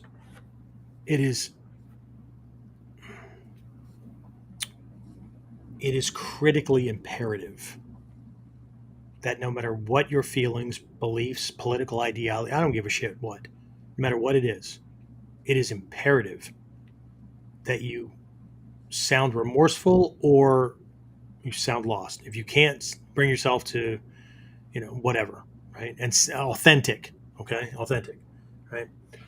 Because the longer somebody's a cop, the longer somebody's a DA, that means the more stories they've heard. Okay. So they don't have to have the same kind of training that I put myself through, right? To do the whole neurolinguistic parsing words and listening for inflective cues, facial microexpressions, all those kind of things, right? They get their bullshit detector gets really keen. Okay. And they're looking at things the whole time. Okay. Which means they're looking at your hands. Where are the bruises? Where's the redness if it's not broken open? Is it on the knuckle side of your hand? Is it on the palm side of your hand, or the edges of your hand? Okay. I covered this in a Whiteboard Wednesday. It's a huge difference between aggressive wounds and defensive wounds. Okay. So you need to give yourself time. Okay. And then,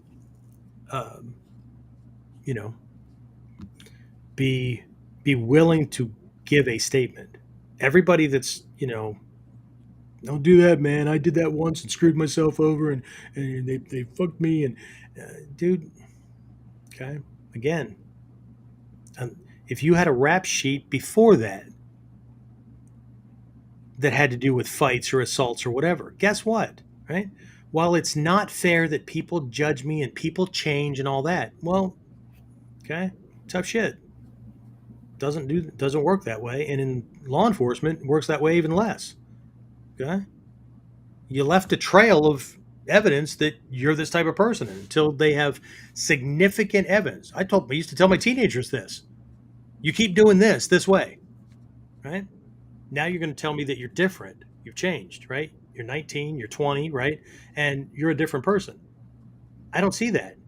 We get phone calls multiple times a week, right? You made another bad decision, and here we are, right? Except we've already closed the bank on you, so now you're stressing even more because that's one more avenue that's cut off. But you're a different person. Sorry, I have years of evidence that keeps leading to this, and you keep making similar decisions. So I get it. You're stressed because you're worried you're in trouble, and it's more than a grounding, right? Because now you're a grown-up. You're exactly what you wanted to be, and now you get to test your bullshit that you used to throw on us, and I warned you. When you go out in the world, okay, life, specifically your life. This is not just the teenager. This is to all of us. Your life is a direct reflection of your ideology and your belief system.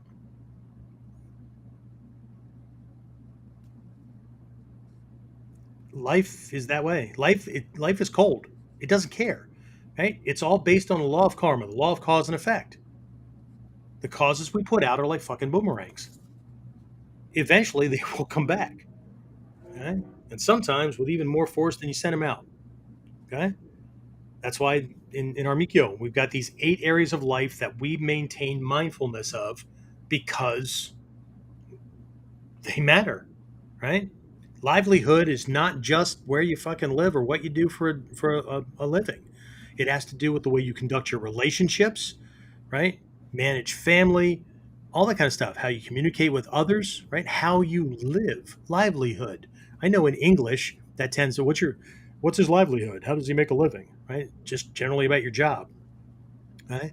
No. Okay. In the realm of livelihood, right? There's an old, I think it's Chinese, but I could be wrong, right? There's this old saying that the way you do anything is a really good indicator as to the way you do everything. Okay. I don't know if that's true, but okay. Anyway, so I again, I'm not telling anybody to just like jump on lawyering up and stuff because as an ex-federal cop, if somebody lawyered up, first question I ask, "Want a lawyer?" What the fuck do you need a lawyer for? I thought you were just a witness. Right? Now we're going to pull out the toothbrushes and the fine tooth combs and all that kind of shit, and we're going to figure out what the hell it is that, you know, you're that worried about right up front. And that's me. And I've gotten way over a lot of that mentality. Okay, so be careful. I can't give you a dead set answer on that, but hopefully I've given you enough variables to think about. Okay. This police tend to think about somebody who lawyers up that quickly, right? The same way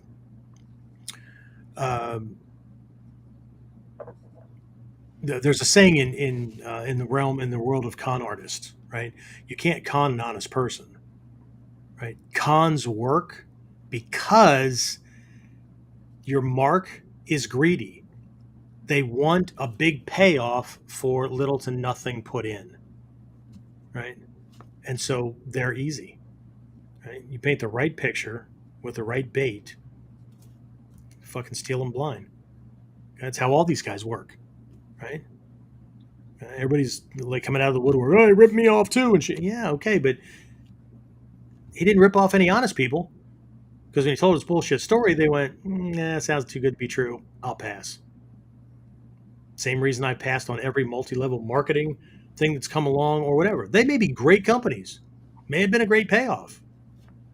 Well, the storyline to do the recruiting, nope, not buying it. All right, what else we got, James? Glenn's on. Said he's listening in at work. He's Glenn one Baker? of the new guys. Yes. Yeah, one of my new guys. And Excellent. Jared is on as well. Jared. Okay, cool. And Jared's Phil in said he's that new program, and he's in the Sanji Shichidobon program. yes. There's another guy burning his candle from both ends. Don't burn your ass cheeks, dude. And Phil said he's hoping for next year. Who? Phil? Phil. You just hoping you're still alive for next year? Or are you talking about the Japan trip? He's talking about Japan. I believe. Okay, just checking. Sorry. Somebody was like gung ho to go this year and stuff. Now life popped up, 2 of them. So I'll be lucky if I have 1 or 2 people going with me. And Jason said that all makes perfect sense. Well, thanks for patronizing. I don't know if it made perfect sense, but you must be tired and about to go to sleep. So I'll mess with you, dude. Calm. Right. Phil said I was going to say, and he'll know what I mean, right? Dude, sniff some of your deer urine, right? Have a good day. I don't know if he's still in with that company or selling that stuff. Anyway, that would make a great fucking self-defense tool. Holy shit. Or P, right? It's this bait stuff that he's in with some friends and stuff that have this company. If you're a deer hunter or whatever, look up Jason Reinhardt. Maybe he can help you out with this kind of stuff. But that's, man, talk about acidic and whatnot. Holy cow, man. He said it's good stuff. What's that? He says it's good stuff. Oh man, that'll clear your sinuses faster than Vicks Vapor Rub. Holy cow! Wow. I don't know how you get all this deer to pee in a cup so you can put the lid on. I don't get it. Anyway, who else is on? This is like the blooper reel at the end of a freaking TV show. What else? He said it smells like money. Not my money, dude. If I got money like that, I think I'd pass up on it. Or I'd be taking it to the bank going, can I swap this one? Okay. That wouldn't be my fingers. That'd be me holding tweezers. Okay. Smells like money. Wow. But that was it right now. Really? Wow. All right. Well, I don't want to talk to anybody else anyway. Kidding. I'm kidding. Relax. Calm your jets. I know how easily people are triggered these days. I would hope not the Warriors, but I've seen my fair share of that too. These fuckers that get online and want to start setting up. You fly to me, man. I'll fuck you up. Seriously? I'm supposed to fly to you so you okay. I'm not even meeting you in the middle. Shit. Which is really funny, right? Two ninja threatening each other like they're thugs, right? Jesus Christ, if I wanted to kill somebody, there'd be no evidence. I certainly wouldn't be talking smack about it all over the freaking internet. Well, we erased it. Yeah, no, it's on servers all over the place, dude. Just because those of you who know, right? The erasure software, unless you get that stuff that's illegal, that is government grade, military grade, that does like 5 or whatever 12 passes over your freaking drive, all it does is freaking scramble things a little bit, right? There's entire forensic departments in state and federal police departments that their job is to run other software that puts your shit back together again. Shit, I have no skill. I had somebody working for me one time that she was working part-time, right? Getting nothing done, expecting a paycheck. I pissed off at one point, went in on the weekend. Actually, what pissed me off was I just was kind of suspect. And she was using the front desk computer, so it wasn't like it was hers, right? It was mine. I went and brought up the browser, and the history was cleared. We never clear our history, right? The dojo computer, the front desk computer, goes to the tuition billing company, goes to the bank, goes to the 3 vendors we use for ordering things, and maybe Google for a couple of searches here or there for things, right? We never clear it. Unless there's like an update for it or whatever, and it does it automatically. Like, what the hell, right? There's only one reason why somebody clears the history, right? Just like lawyering up too soon, right? Okay, so, right, then they also cleared out the temporary internet files. Sounds good, right? Except there's 2 other places that I knew of. Somebody told me there's 3 or 4. There's 2 other places that I called up those directories, and there were all the photos that the sites that are visited get downloaded. That wasn't porn or anything, right? It was Facebook and stuff like that, right? That get put on your system by default, so that the next time you visit the same site, the site loads faster. That's what allows the site to load faster.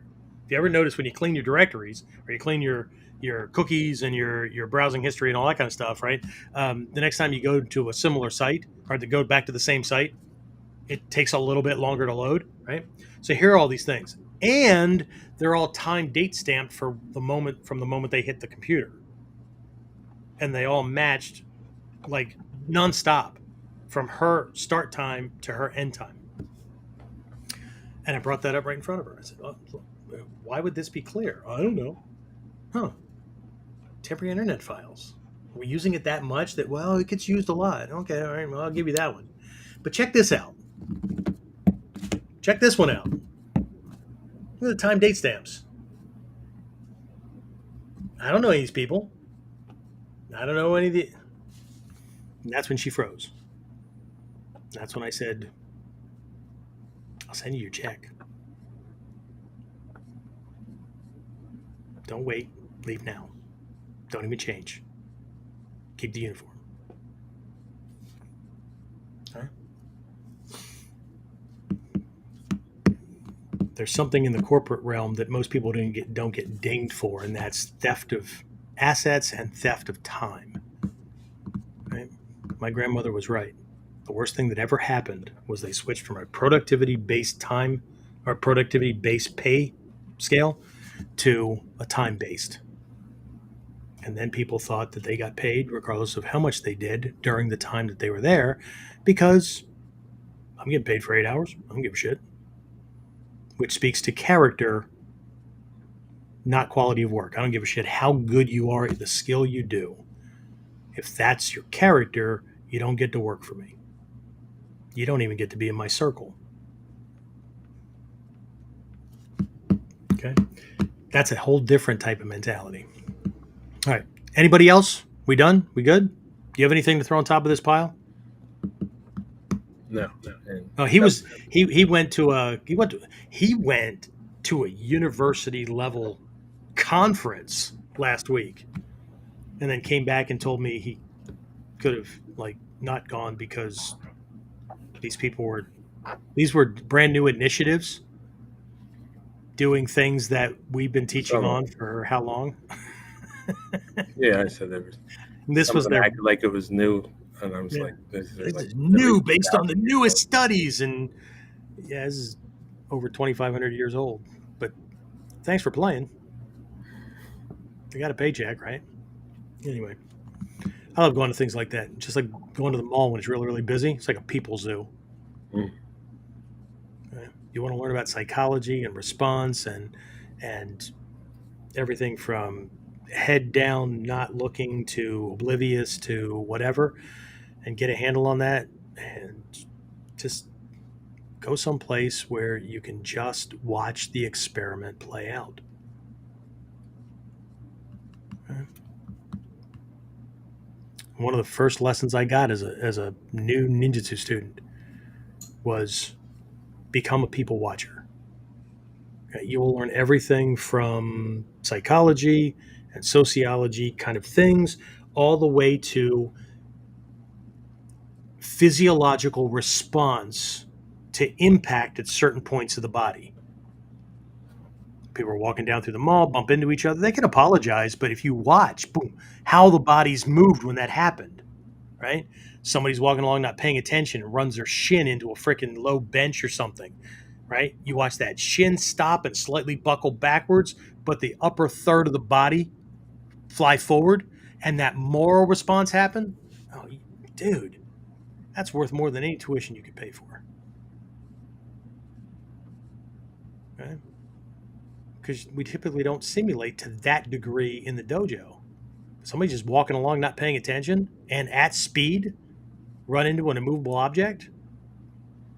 You will know why certain techniques where you stop their shin from moving, why you can grab their eye sockets, or why you can punch them right in the face and not have to worry about anything else. Yeah, well, what if he stops you? His fucking arms are out to the side because he's doing this thing to stop himself. Okay? But again, difference in mentality. Because most people think about self-defense like fighting, and so therefore they go learn fight techniques. Self-defense is a study of how to shut a human body down as quickly and effectively and efficiently as possible.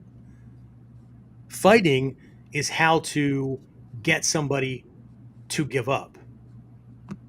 Doesn't matter if they're unconscious or they've tapped out or whatever, right? Fighting is about dominance. Self-defense is about survival. One is about ego. One is not about ego. Okay? All right. That's it. That's all I got. So I don't know what we're covering next week, but I'm sure, I don't know, if you let me talk long enough, it might be interesting. Anyway. All right. So for those of you who care, right, I'm going to send out an email here shortly. We loaded up the first couple of techniques that are we're loading up techniques are going out. Recorded techniques are going out lessons are going out 3 times a week, right? In the new program, we're redoing our foundations of Ninja Self Defense Mastery, which is actually our module 1 of 5 modules leading from white belt to black belt. But I think it's one of the most important ones because it handles the techniques and stuff that we give people in there handle 95 to 98% of the attacks that happen that are easily handled by what we consider to be basics, and lays a solid foundation based on principles and concepts that then moving forward, we can start looking at worse dangers, more and better trained assailants, those kind of things, right? But we're loading those things up. Uh, so they'll be available to those of you guys who are signed up for it. But I am closing the door on this group. This group is getting live training. We just had our first live training / Q&A, which is a virtual class right from the dojo during class. Just had our first one tonight. That's included. There's an audio coaching call, one per week, which reminds me we need to get answers from the people that are signed up on whether they need, based on their schedule, are they in the Tuesday group or the Friday group. So you do that. And then there's a butt ton of stuff, right? And I threw in a whole bunch of extra programs, and one of the programs I threw in was something I did for my inner circle guys, which goes into that thing we talked about earlier: how to stay out of jail in the process of defending yourself. Okay, that's just one of the bonuses, right? Another one was being the protector, right? There was a whole bunch of key things for that. There is a 5-day Kickstarter. It was a completely separate course that I did a while back, and that one includes lessons on how to create a training space when you don't have any space, all kinds of stuff, right? How to lay a good, solid foundation for success so that you're not the thing that gets in your own way, right? Because again, if I'm just another guy teaching the same freaking moves that everybody else does, shit, you don't need any of us. You can just go to YouTube, right? But how do you translate it, right? And what about all these other things that absolutely fucking matter that nobody's talking about? Nobody's giving any kind of anything more than lip service to. Okay, so anyway, let's see, what time is it? It's 10:04 Eastern time, so hour and a half. I'm shutting that one down because I want to be able to give one-on-one help to the folks that are in it, and that's going to take extra work. I mean, James and I are shooting video for those lessons, plus we've got all the technical stuff in the background and everything. So if you want in, this is pretty much your last chance. So find one of those emails, or what is it? It's onlineninjaacademy.com /foundations. There's a hyphen between each word, right? There's a dash between each word. Foundations of Ninja Self-Defense, or is it Foundations of Self-Defense? I just know that it ends with a program. It ends with M1. What is it? I probably have it here. Got it. I got it. It's onlineninjaacademy.com /foundations of Ninja Self-Defense M1. So there's a dash between each word beginning with foundation. So foundation -of-ninja -self-defense -M1. I know it's long, but it's worth it. So, but I just, was it yesterday or the day before? I just added a weekly tuition rate for those who even the monthly breakdown is too much and the paid in full is too much. So I can't make it easier. And I won't. Okay. So anyway, that's it. That's all I got. So if James, if you don't have anything else, is there anything I'm forgetting? Fall camp, October 13th to the 15th. Yes. Yes. Japan recap, unless something major happens and I don't make it to Japan, in which case I'll have to figure out a theme. But at the moment, it's the theme is Japan recap, and since I don't know what I'll be learning from the new Soke / master instructors over there, I don't know what to put on the thing other than Japan recap. Right, I'll share some of the lessons that I learned. Right, and then our Daikomyo Sai, our yearly New Year's kickoff thing is, I think, January 5th to the 7th, 5th, 6th, and 7th, 2024. So it's always the first weekend right after the New Year's holiday. So, yeah, that's it. Okay.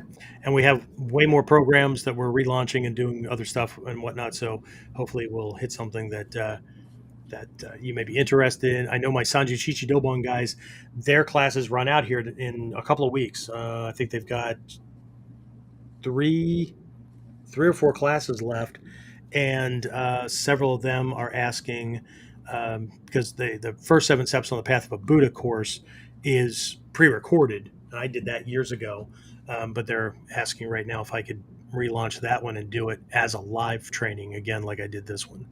So maybe either that or Ninja Mind. Some people want Ninja no Hachimon, whatever. These are really popular courses, which is really funny.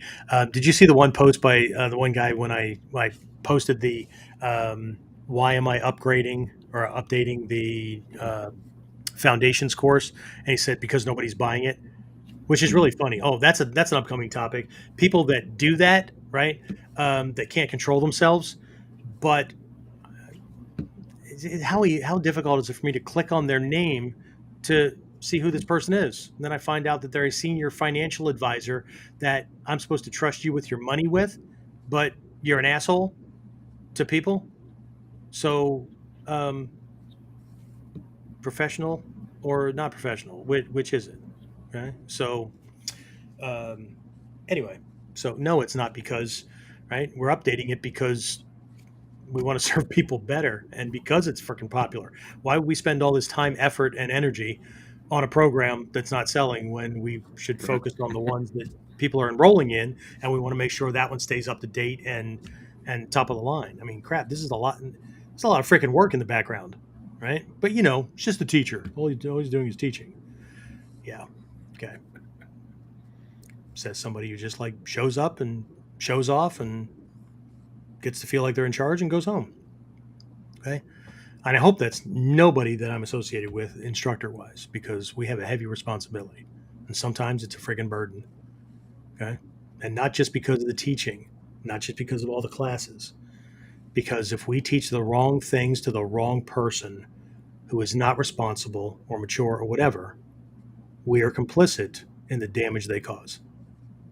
Or if we teach something that they're not ready for and they quit and go off to either tic-tac-toe, or they go and just decide that martial arts or self-defense is just not right for them, right? Well, shit. We did them no service. Okay? These are the things that are top of mind for me all the time. Anyway, that's it. That's all I got. I'll talk to everybody again next time. Get more of KUDEN Radio, subscribe through your favorite podcasting site, or join our clan of serious modern warriors at onlineninjaacademy.com.